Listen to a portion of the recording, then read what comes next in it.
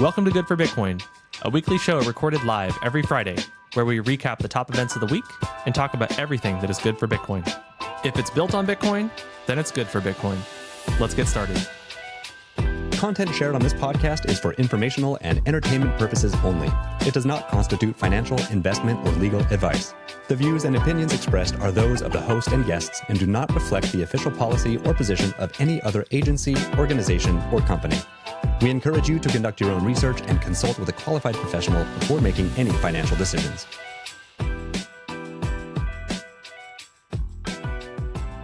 Well, hello, everybody. Welcome to Good for Bitcoin. My name is Brandon, social media manager here at Trust Machines, joined by my co-host, Kate. Happy Friday, Kate. Hey, Brandon. How's it going? It's going good. We have a very special show today. We got a special guest, Charlie, who many know as CB Spears, is going to be joining us to talk about all this Knots drama that's been going around and hard forks on Bitcoin. And there's some fake news out there. So I think Charlie's going to help us get to the bottom of it a little bit, which is going to be very exciting. Let's do it. Yeah, I'm so excited for this. You told me last night he was joining the show, and I was like, oh, this is going to be a good one. This is needed. I'm going to bring Charlie in. We're gonna skip ahead to Sweet. Oh, that's awesome. The main event. And Charlie, welcome to the show. Yo.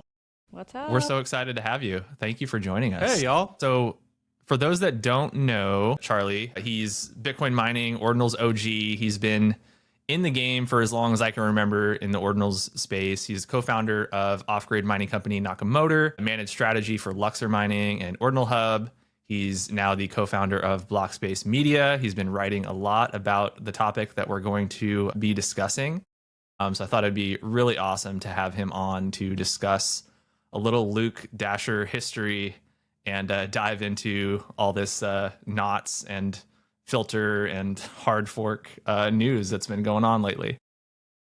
Yeah, I mean, I've been on Twitter Spaces. I've written about it kind of reluctantly. I hate waking up every single morning and seeing some new thing and feeling compelled to chime in on it. Also, because now I'm in the media game, it's an eyeballs game, and so I don't feel that many people are covering this very well. Like, it's really difficult because it's like blends like the culture and the technical together. And then it's also kind of this revolving door of like who's who in Bitcoin. And like, if you haven't like been in the mining scene for a long time, it can kind of be bewildering. Like, who is this person who's talking about this now? I have longstanding relationships with people in this industry, so I kind of know my lay of the land. I am frankly amazed at how, I think, clueless about how Bitcoin works at a technical level a lot of people are. I don't know. Where do you guys want to like start talking about this? Yeah, I think so. We also have intentionally not talked about this too much because I feel like a lot of it has just been that. It's just been kind of drama and it hasn't really been anything like substance wise that was worth really covering very heavily on the show. We try to, we talk about the news on the show, like about what's going on like week to week. But I think we probably talked about like ocean mining when like that launched and, different things like that were like a little bit more substantive. But we haven't really gone into this too much. So maybe like quickly we could just talk about like who is Luke Dashjr, like taking out like knots and taking out like ocean mining. He has a very long storied history of developing on Bitcoin and being on Bitcoin. So maybe we could start there and we can kind of go through who is he, what is ocean mining, what is knots, and then we can get into what's going on right now. Yeah, I'll try to be fair. Concise. Does that sound okay? Yeah. I'll try to be concise. Yeah. Luke is one of the oldest and most tenured Bitcoin developers. He's also one of the more famous ones. And there's been a few key moments in Bitcoin's history where he's played a pivotal role. Namely, early on, there was a potential hard fork scenario that he kind of saved us from by identifying. And so a lot of people point to that from like 2013 maybe and be like, Luke kind of like saved Bitcoin. So like feather in his cap there.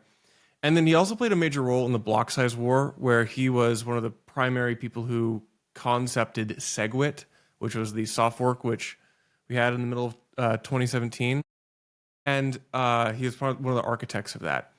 And besides that, he recently notably was, for a period of time, the only BIPs editor. So when people submit proposals to do things for Bitcoin. There's a series of editors. It's separate from Bitcoin core repo, and these BIPs editors would review and assign numbers. And famously, he was very difficult to work with and wouldn't give like opcat a BIP number. More editors have been added since, and finally the process has resumed. But, if you aren't really deep in the weeds on Bitcoin developer discussion, you may not really know how much friction there is between Luke and the other like notable Bitcoin developers. And that is because these conversations are kind of cloistered and take place maybe on like IRC, and they're like really in the weeds on like the technical stuff on how GitHub works, what proper procedure works like. And so like, what the devs are doing doesn't usually bubble up into like normal pleb discourse. But Luke has been a very, very high friction personality. And this is one of the reasons why people like him, is because he's uncompromising about some things, and he has a few feathers in his cap for where he was like uniquely uncompromising. However, the degree to which he is a drag on the overall developer discourse and ecosystem is difficult to communicate because it's like very obscure. But over the past 3 years, the various Bitcoin Core contributors in the Bitcoin Core circles have kind of ushered Luke out and said, Luke, you've demonstrated yourself to be too hostile of a person to work with. So Luke has his own fork of Core called Bitcoin Knots, which takes an opinionated approach to how Luke wants Bitcoin to work. It's a lot of work to like run a fork like this, and so he's dutifully been maintaining it for over a decade.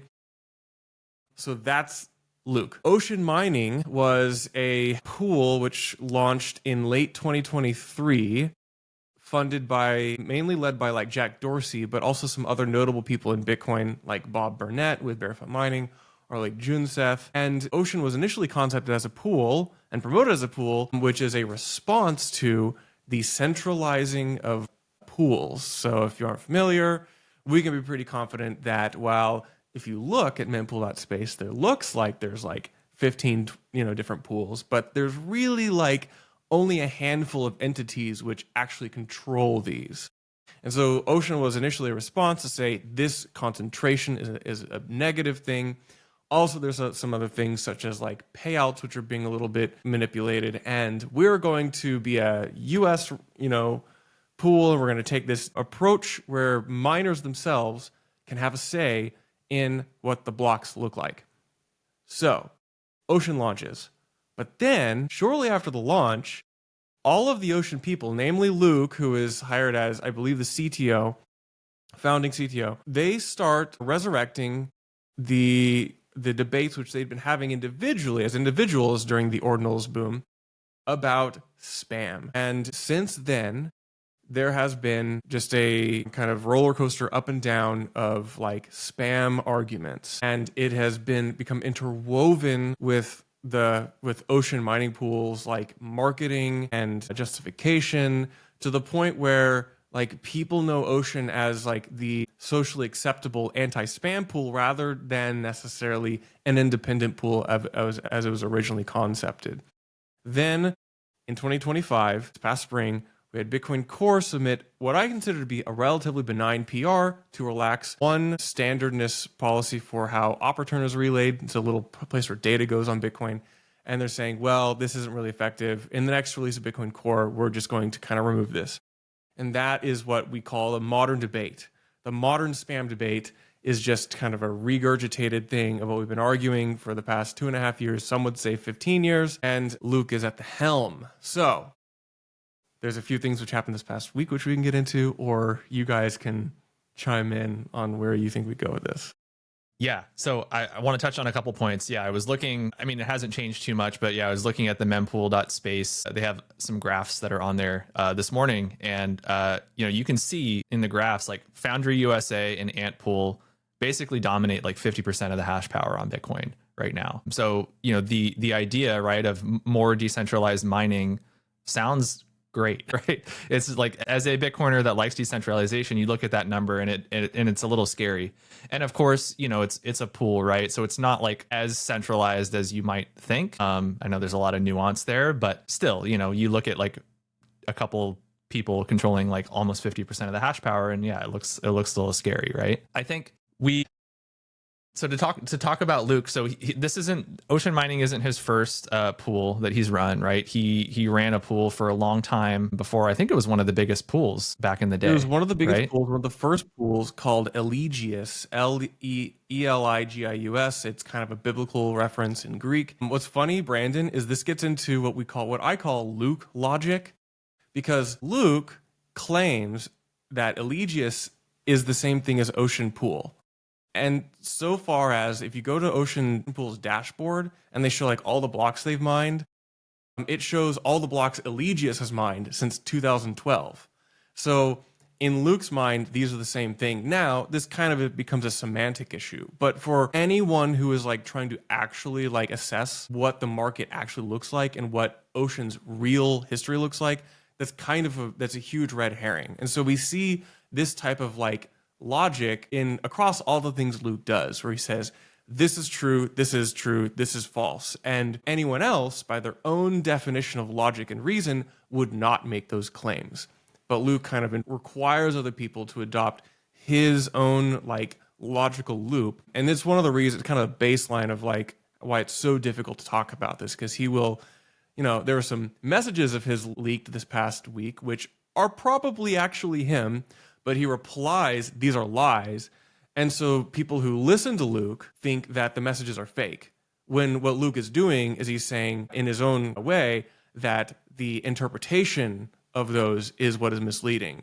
But to people who do not get outside of Luke's little bubble, they're not able to discern that he actually did write those messages. He is just disputing the interpretation of them. And that is a core like theme we can come back to on anything from Luke's crazy views on religion to Luke's opinions about Bitcoin at a technical level. Yeah, the reason that I wanted to bring Eligius up is, for as long as I've been in the ordinal space, these conversations have been happening about arbitrary data on Bitcoin, right? And it's like, how do you define what arbitrary data is on Bitcoin? And I know that's something that you think about a lot with all of these debates and all these conversations happening.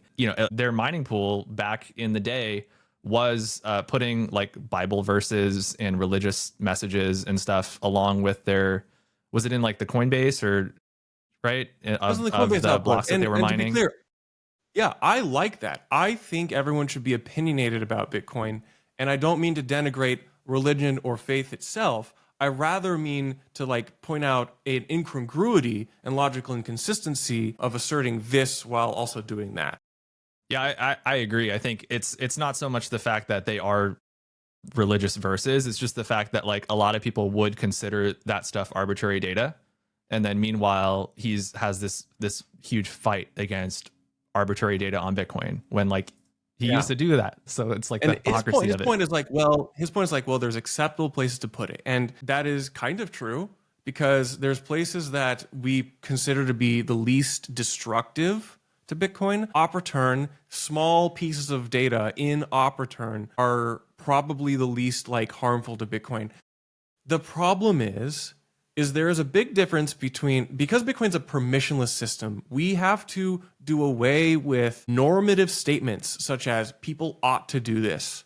And we have to rather think of the system as things, here's the range of things that people can do.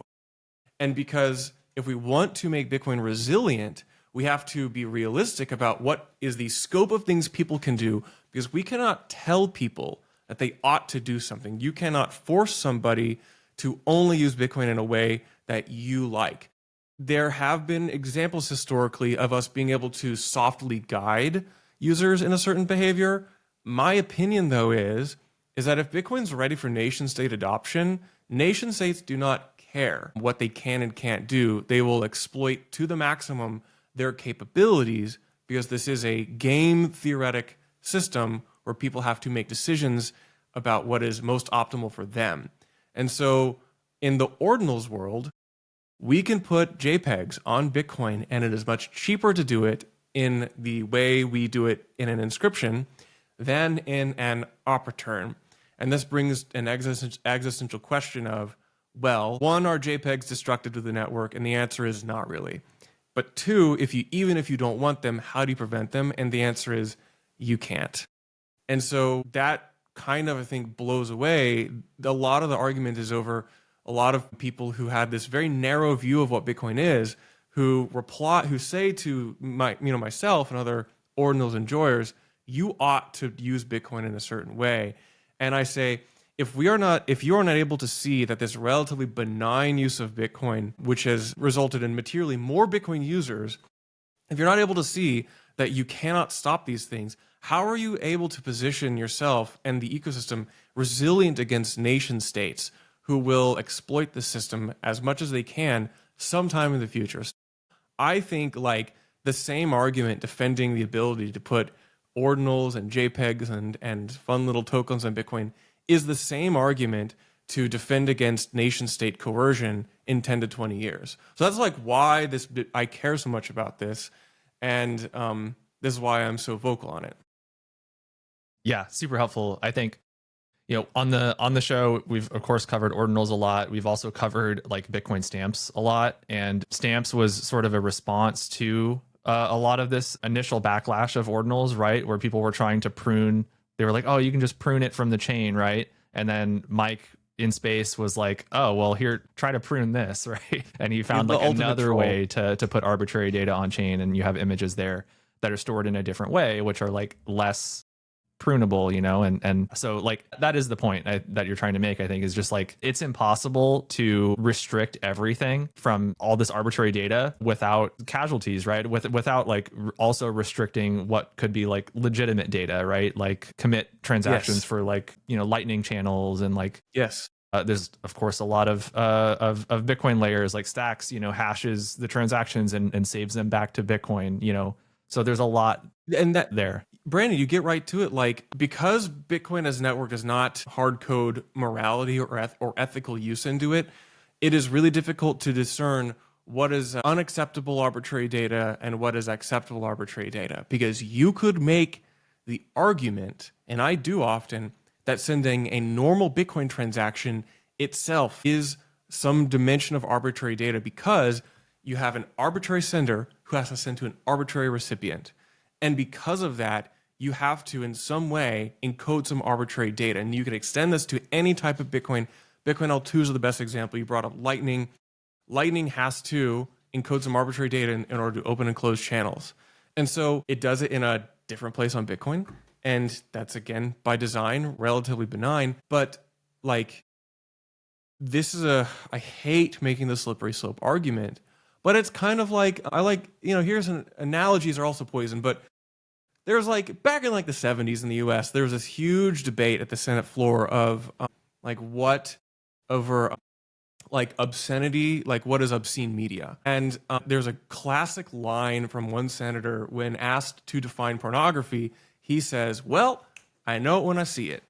And I think this is a great comparison to make for like spam and arbitrary data in that it's entirely subjective. There is somewhat kind of an agreement on like which of them are like more useless or harmful, but it is very, very subjective. And the whole thing is Bitcoin is designed to prevent having to argue over these subjective definitions.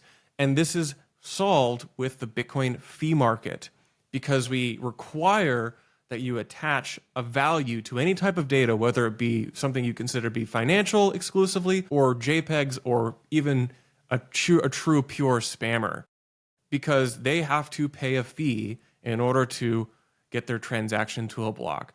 And this is the filter. The fees are the filter to prevent and provide a limit on how much bad stuff can get into Bitcoin.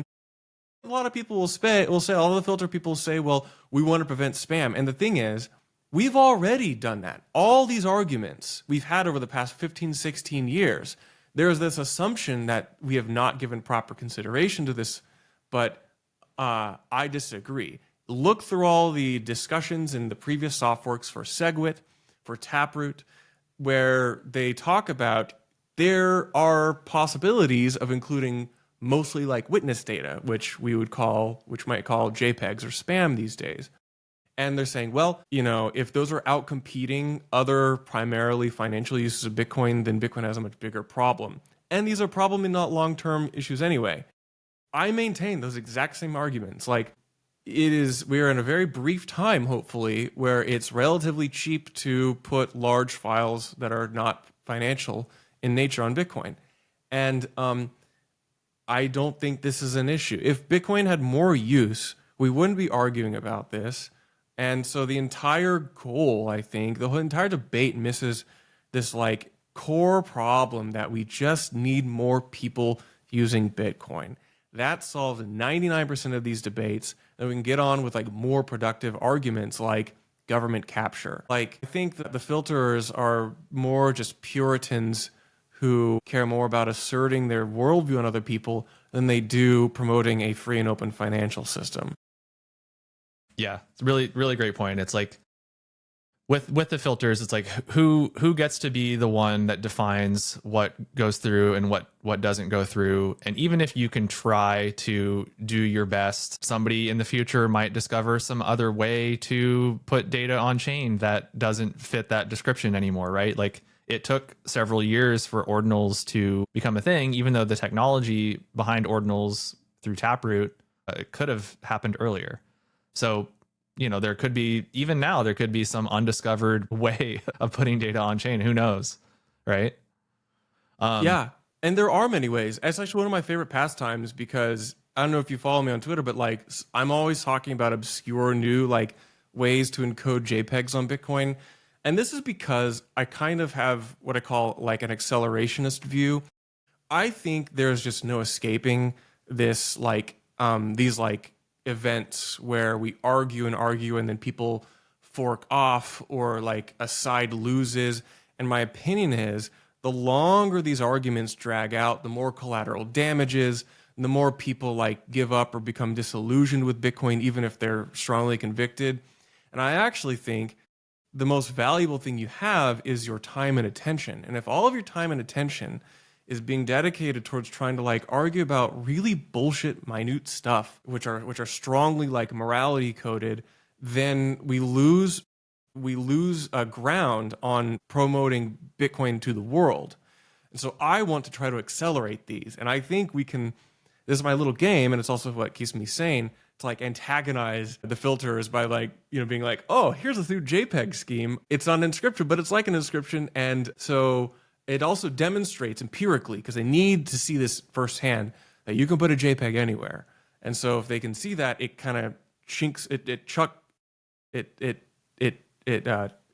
chips away at like what their arguments are, and we can use like empirical demonstration that they cannot filter these things. They cannot stop them. Stop trying to stop them. Better uses of Bitcoin, because that will stop the JPEGs eventually. Because there's no way people are going to be paying 15 Bitcoin for a whole block for their wizard picture in the future. Maybe a couple people, but I guarantee you there's way more people who want to use Bitcoin for money than JPEGs. And what's funny is like to the JPEG listener, you think I'm like shitting on you. I'm not. I'm actually saying you have a decreasing window where you will be able to do this activity, which is bullish for your bags. I'm saying this is bullish, but there's a bigger narrative here, which is just the secular adoption of Bitcoin. Charlie, I'm wondering if you might have the inside scoop more than anybody, but do you think there's a lot of maybe like core developers or just like people who like really fundamentally understand this technically that are not on Bitcoin Twitter and are not like just spending all of their time trying to rage bait people? And I mean, even with like Bitcoin Core V30 coming up like in October, how are you expecting this to go, and sort of like what is the sentiment, I guess, behind the scenes? I feel like you probably have a pretty good read on that. I do. 6 months ago, most of the Bitcoin Core contributors were unaware that this was a controversial thing. Even a few months ago, some of them had heard about it because it had been debated on the mailing list and on GitHub, but they not really jumped in the conversation. Now there are more of them who are outwardly engaging on this, but I think they're finding that the general pleb Bitcoiner already has made up their mind. The real like prolific, smart Bitcoin developers who are closest and most active on Bitcoin Core are really not chiming in publicly. Their work is very specialized, and it's like very distracting for them to have to argue about it on public forums. And I think that's good in some ways. I've actually been kind of critical of this because I have seen a major disconnect between a lot of the culture in the core project as being like very disconnected from the average Bitcoiner. And both for ordinals and for the Puritan Bitcoin Knots movement, they don't know how to communicate to the average Bitcoin user. And I think this is the reason we're having this filter debate is downstream of that problem. It is because Bitcoin is so niche and technical, and because it's so difficult to work on, it self-selects for like technical people who only think about this really as a technical, they think about primarily as like a technical problem. And what I think Bitcoin Core is realizing is that they really need better comms. They need more community engagement. I think the ship may have sailed on this though. So what does that mean for Bitcoin Core v30? I think Bitcoin Core v30 comes out. All the important economic nodes eventually update to it. All the custodians, all the miners, all of the important like tools do. Bitcoin Knots as a movement, continues to cycle for a little while. They'll still be angry, but when Bitcoin doesn't die and nothing of their doomsday predictions come true, that movement probably declines over the next couple years and probably ends in a whimper. I think there's a low but non-zero chance that this turns into a fork of some kind, either accidental or intentional. That means that because Knots is a different client, which has very much fewer eyes on it, it could be an accidental fork. I would just assume polymarket maybe 5, maybe 10% chance. And an intentional fork could look a bunch of different ways. It could be one like what Luke may have been proposing this past week, which would be some kind of censorship or optionality censorship fork. Or the curveball, the most unexpected scenario is, all of this said, even though Luke believes the sun revolves around the earth and he believes Rosa Parks should never have broken the law to sit in the front of the bus, even though he has those crazy opinions, he still is for Bitcoin soft forks. He is actually a proponent of something like op check template verify, or perhaps other Bitcoin soft forks, which is really interesting because there is a non-zero chance that he likes those enough and he gains enough support from people even like me who will be like, well, I guess this is that dumb common ground where we're going to make Knots an activation client and we're going to soft fork Bitcoin. I will tell you it's not going to be Cat because he doesn't like Cat, but it could be something. And my view is the filters can't stop our JPEGs. So we can use their client and their delusion to like get forward movement on maybe a Bitcoin soft fork. So these are some scenarios which could happen. I think those are all lower, like less likely to happen. I just think this is a movement which doesn't have much energy. It will kind of wear itself out over the next couple of years. And I just hope that it doesn't wear out good people. I really hope it doesn't wear out some of the builders who have been reluctantly sucked into this narrative. Yeah. So I want to get into the news that happened this week. Before we do that, I think one more question that would be helpful for the audience to know is kind of as it relates to this conversation, what the differences are between like a mining software versus like a node software, like miners versus nodes. What is that relationship like? And how does it sort of relate to this conversation as storing JPEGs and things like that? Yeah. When Satoshi released the first Bitcoin client, that Bitcoin client did everything. Kind of like how Casey's Ord client did everything. It was an explorer. It helped you track Satoshis, helped you inscribe, did all those things. The first Bitcoin client was like that too. It helped you. You could mine through it. You could send and receive transactions, all this.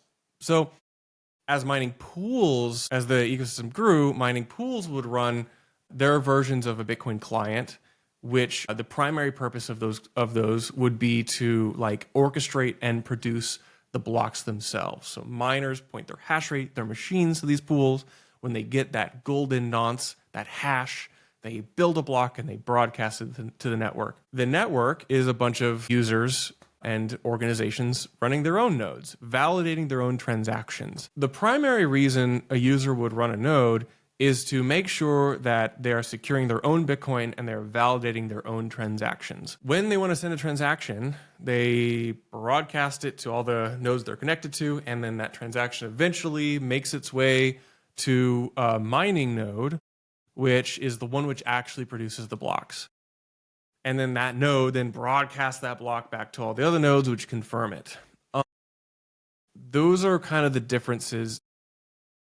There's another nuance here, which is this concept of economic node, and it's just very important in this discussion. If one person has 0.1 Bitcoin and they are using their node to secure that Bitcoin and broadcast those transactions, that person has less influence on the network than someone who is using their node to secure 10,000 Bitcoin. And that 10,000 Bitcoin node, or the 10,000 Bitcoin that node represents, has a much greater impact on, as an investor and a stakeholder in Bitcoin, on what Bitcoin is. So if there's a fork on Bitcoin, that would, if the 0.1 Bitcoin goes on, prefers this fork and sells the 10,000 fork, then that's not as impactful as the 10,000 Bitcoin node selling the 0.1 Bitcoin fork and keeping that.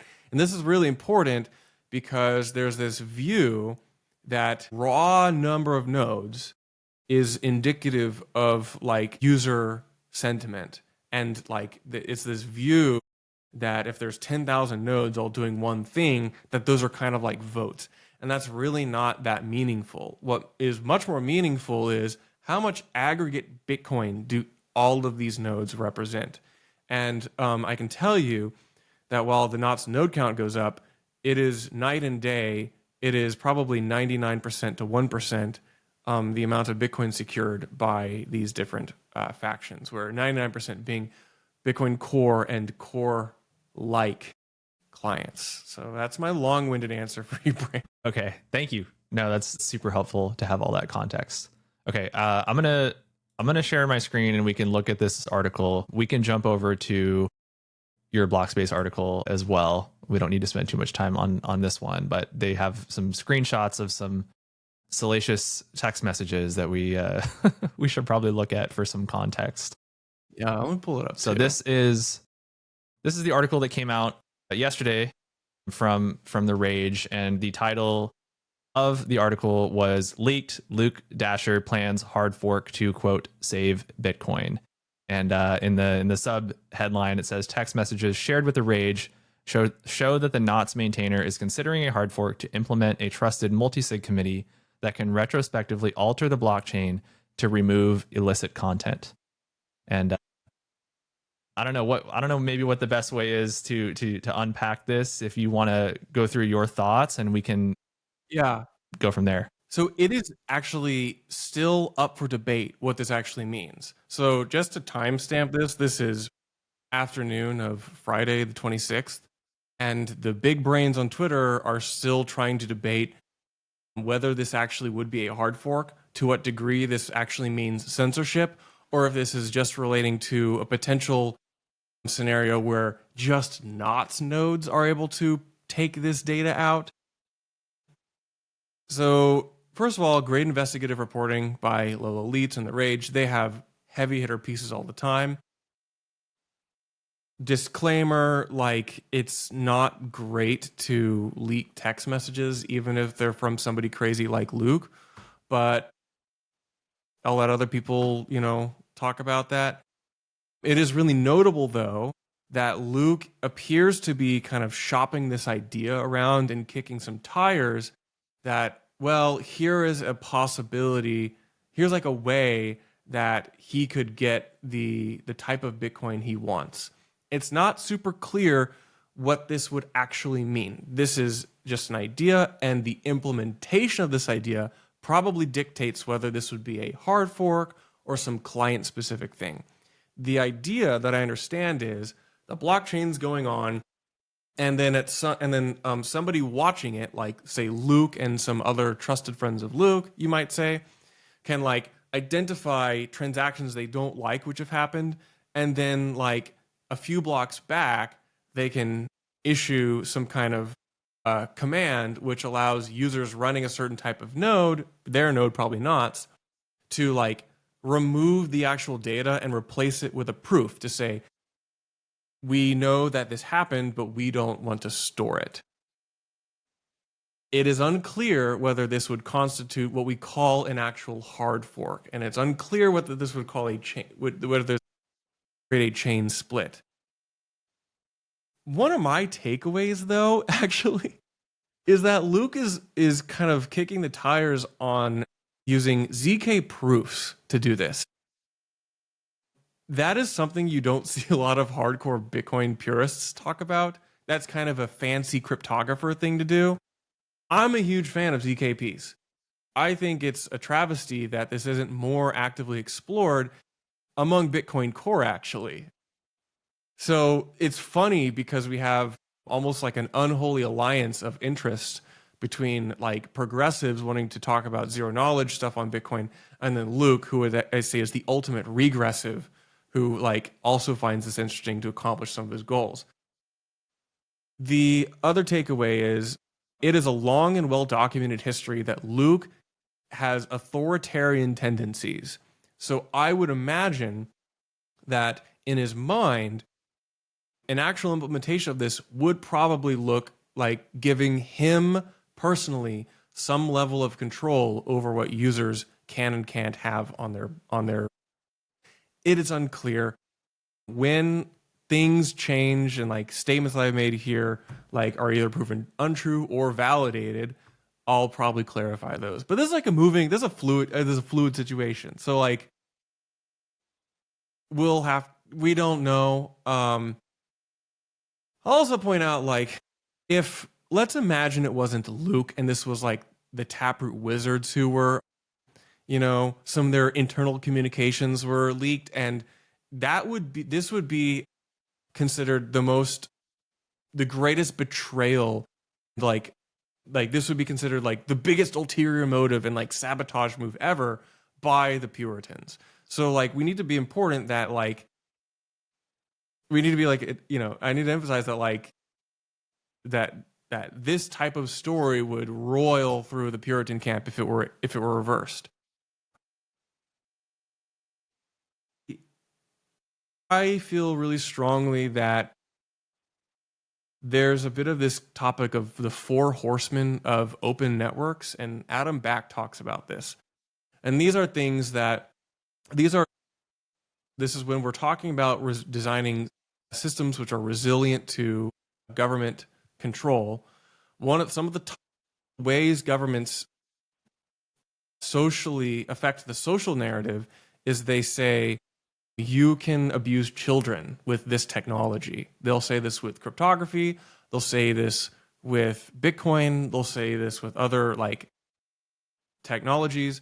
And this is why in like the open source development world and the cypherpunks, there's a culture of like not talking about those things and rather just talking with general terms like arbitrary data, because to introduce those topics is to basically play into the hand of people who wish to censor these networks, because they can play on those heartstrings of like equivocating people who are in favor of freedom with child abuse material. And so like this is like one of those topics where the filter people will try to inject this all the time. They'll try to say, you are promoting CSAM.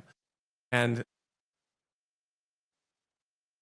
this is just a toxic term.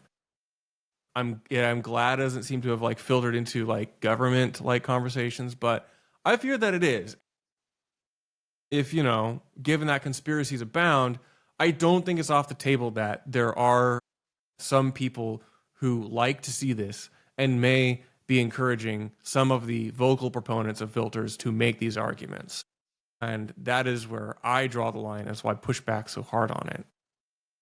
So that's really me. I took that in direction as you had up this rage column in my own way. But yeah, The Rage is like a very good publication to like, they're very pro-freedom, which I like to endorse. Yeah, that's definitely something that I've been seeing a lot in conversations. And I think that was one of the main things with the argument for wanting to, that Luke had for wanting to do this, right? Is like, he doesn't want, even if you're pruning your nodes, you're still having to download that material first, right? And then it gets pruned after it's downloaded because it needs to download the data in order to verify that it's valid on the blockchain. And that's like how pruning sort of works.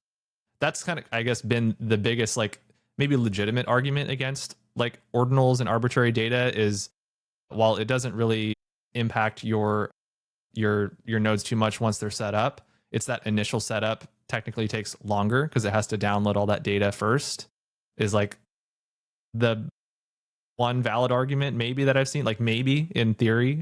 Yeah. It's an argument if you assume that Bitcoin never receives massive adoption and blocks are never full. So, I mean, that's a very bearish view on Bitcoin, in my opinion. Yeah. So, but basically what Luke is sort of proposing is some solution to not download that data at all is kind of what it is, and instead it's behind a ZK proof. It would be that if you were I think it would be that if you were like syncing your node and you were like on chain tip, you would, and then you'd be able to like option out, like optionally like take it out according to someone else's like judgment. That's one. Or perhaps, let's say you're running a node and you just stay, say, 60 blocks behind chain tip as kind of a rule, and you trust the entity which is watching it for you to like tell you which ones to like not download. Those are a couple options. I just like look at that and I'm like, this is like a lost the plot of like the whole point of Bitcoin. Yeah, we did a write-up on it. Bait title is Luke Dashjr planning a Bitcoin fork. This is written by our editor-in-chief, Colin. There's also another thing, which is there is rumor that there is someone, maybe not Ocean themselves, but someone closely affiliated, who is lobbying to pools to try to censor or put in like censoring type filters on their mining nodes. And that there may be some like legal counsel involved, whether providing like a professional legal opinion or maybe even going so far as like informing people this is a possibility and you don't want to be complicit in this. I think that type of behavior is ridiculous from Americans, and we would equivocate that. I would equivocate that with being pro OFAC compliance, which, as much as I don't want Americans doing business with Iranians or whatever, I think that's very, very anti-open networks. And we have, as an ecosystem, managed to really, really discourage OFAC compliance lists. So I would put that in a really similar category. That's very surprising to me. If you want to like look historically at who are considered to be the bad actors in Bitcoin, it's almost always whoever breaks out lawyers first. So where do we go from here, I guess? It seems like maybe this story is not quite as... I don't know. I guess we'll see, right? It's we don't know how impactful it's going to be yet to this story of the wars of filters, but yeah. Where do we go from here? I guess is the main question. Or Core V30 goes out, nothing happens, probably. The goalposts are moved about like what constitutes Bitcoin failing. This continues to happen for the next 6 months as the energy behind the movement kind of declines. A small cult continues to form and kind of socially partition off, and probably nothing happens, is my prediction. Where it gets interesting is if a fork happens and there's a happy path and a not happy path for that, which I've kind of outlined, and that's where I think we're going. I think if you're trying to be like, what do I as a user do? Because I, don't want to support knots, but I also like want to change Bitcoin. I would say experiment with Bitcoin. It's a very, very fun time to experiment with it, to try out people's new products and technologies, layer 2s, applications. There's more money going into, and the more money and more builders building things with Bitcoin than ever before. And those typically move the needle. Like that can very often like move this giant boulder of consensus forward. And then sometimes that can like spin out into an actual like change or movement. And so it's both fun, you can maybe make a little money, and you can get better at using Bitcoin. So for the average user, education and testing stuff out, that's the most fun thing.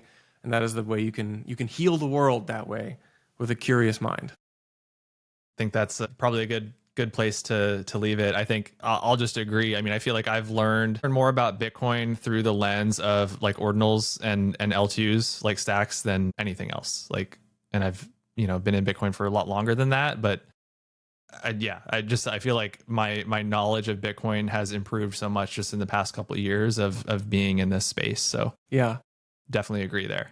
People said Bitcoin was boring, and they were kind of right, but it's definitely an endless rabbit hole, and there's much further to go. Absolutely. Yeah. Many creative ways to use it. I would agree with that. Like, since just experimenting with actually how to use it, and whether I think it's useful or not, just actually using it is the best way to learn. Hands-on. And Charlie, I would just say, you think Bitcoin Core is a comms problem, like, you're a great solution to this. And I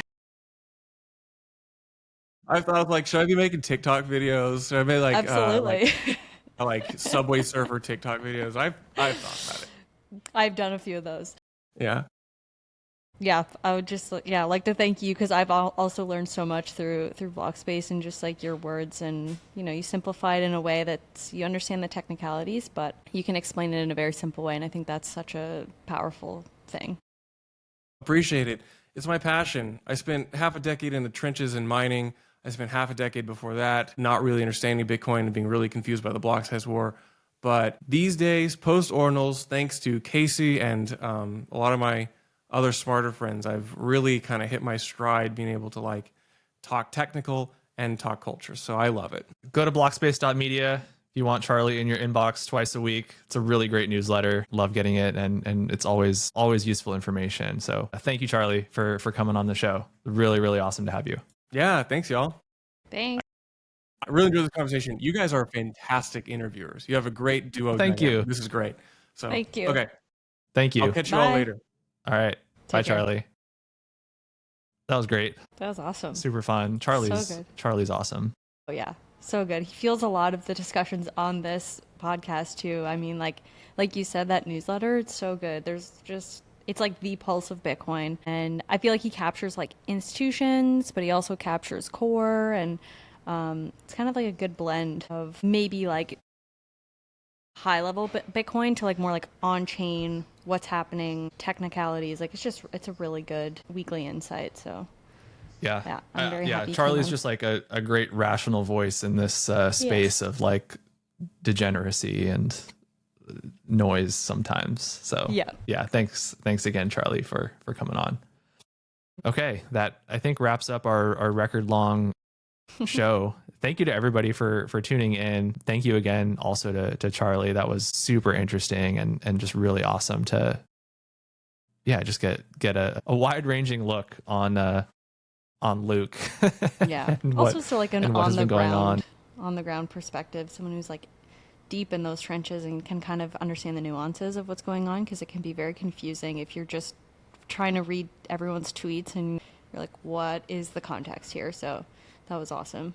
100%. Yeah, Charlie's like the perfect person to have on to discuss something like this, because he's like you said, he's in the trenches, he's on the technical side, he's on the memes, the more normal people side, I guess. So he gets it. So yeah, thanks again. Okay, we'll see y'all next week.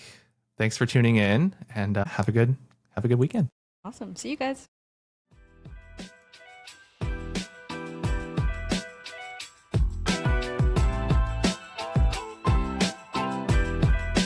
Thank you for listening. We record Good for Bitcoin live every Friday at 2 p.m. Eastern Time on X. Please follow us at Trust Machines Co. if you would like to listen and engage with us live.